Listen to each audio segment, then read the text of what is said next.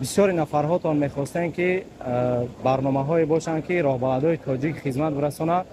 الحمدلله برنامه های تشکیل کردگیم که سلام علیکم و رحمت الله و برکاته. برادرای عزیز، الحمدلله ما قرار داریم در مکه مکرمه. ای فرصت گفتم استفاده برام برادرها به سمع هر یک کدام شما برسانم که بسیاری نفرهاتان میخواستند که برنامه های باشند که راهبردهای تاجیک خدمت برسانه.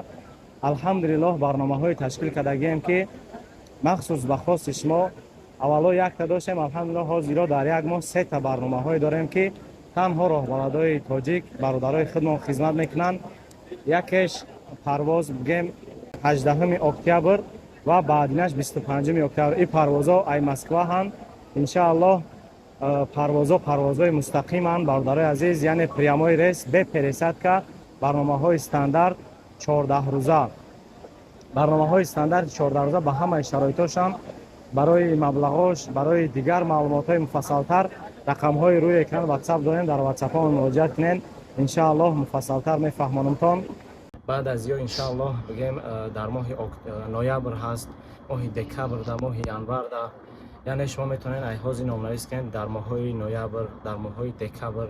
الحمدلله ما قرار داریم در جبل ثور، یعنی که رسول اکرم صلی الله علیه و سلام همراه ابوبکر صدیق هنگامی که از مشرکای مکه میگریختن هجرت به مدینه منوره میکردن بالا، یعنی که برآمدگی ان شاء الله ما از تاخیر برآمدگی نیستیم، کم تر دیگه برآمدن در کار ان شاء الله بالا در میگن که غاره در غاره که رسول اکرم همراه ابوبکر صدیق پنهان شدگی. ان شاء الله برادرای عزیز کمی دیگهش موندگی اینجا همراه حاجی آمدگیم.